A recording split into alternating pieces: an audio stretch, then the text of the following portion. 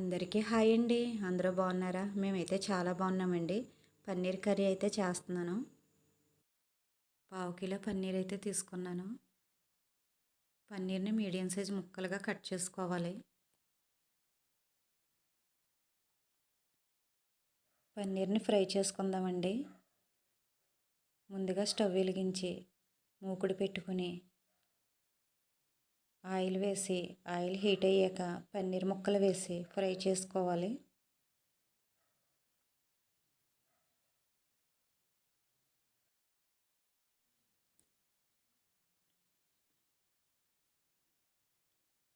ఒకవైపు ఫ్రై అయ్యాక రెండో వైపు ఫ్రై చేసుకోవాలి.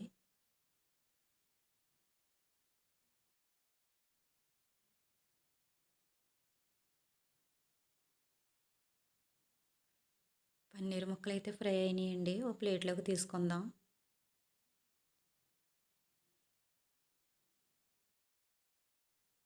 అదే మూకిట్లో కొంచెం ఆయిల్ వేసుకుని ఉల్లిపాయ ముక్కలు వేసి ఫ్రై చేసుకోవాలి.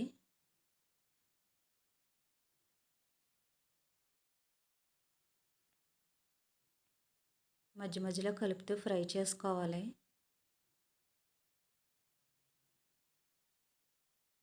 ఉల్లిపాయ ముక్కలు ఫ్రై అయినాయండి. కొద్దిగా జీడిపప్పు దోసపప్పు వేసుకొని ఫ్రై చేసుకోవాలి. జీడిపప్పు దోసపప్పు వేయడం వల్ల కర్రీ టేస్ట్ అయితే బాగుంటుందండి. 10 వెల్లుల్లి రేఖలు, చిన్న అల్లం ముక్క, 4 టమాటాలు చిన్న ముక్కలుగా కట్ చేసుకుని వేసుకోవాలి. కొద్దిగా పసుపు, రుచికి సరిపడినంత సాల్టు, పచ్చివాసన పోయే వరకు ఫ్రై చేసుకోవాలండి. ఫ్రై అయినాయండి. చల్లారాక మిక్సీ గిన్నెలోకి వేసుకుని పేస్ట్ చేసుకోవాలి. స్టవ్ వెలిగించి మూకుడు పెట్టుకుని అందులో ఆయిల్ వేసి ఆయిల్ హీట్ అయ్యాక మిక్సీలో వేసి పేస్ట్ చేసుకున్నాం కదండి, ఆ పేస్ట్ వేసి ఫ్రై చేసుకోవాలి.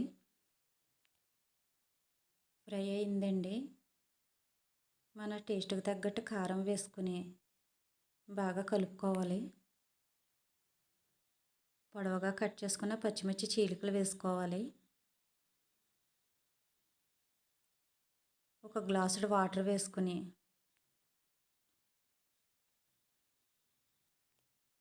వాటర్ మరిగేటప్పుడు ఫ్రై చేసుకున్న పన్నీర్ ముక్కలు వేసుకోవాలి.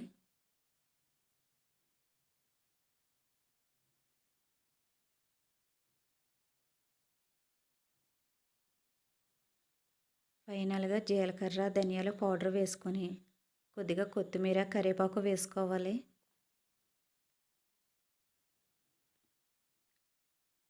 అంతేనండి, ఎంతో టేస్టీగా ఉండే హోటల్ స్టైల్ పన్నీర్ కర్రీ అయితే రెడీ అయింది.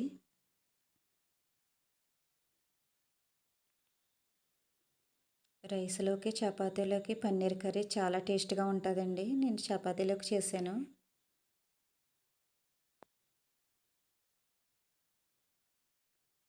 మా వీడియో మీకు నచ్చిందని అనుకుంటున్నానండి. నచ్చితే లైక్ చేయండి, షేర్ చేయండి, సబ్స్క్రైబ్ చేసుకోవడం మర్చిపోకండి.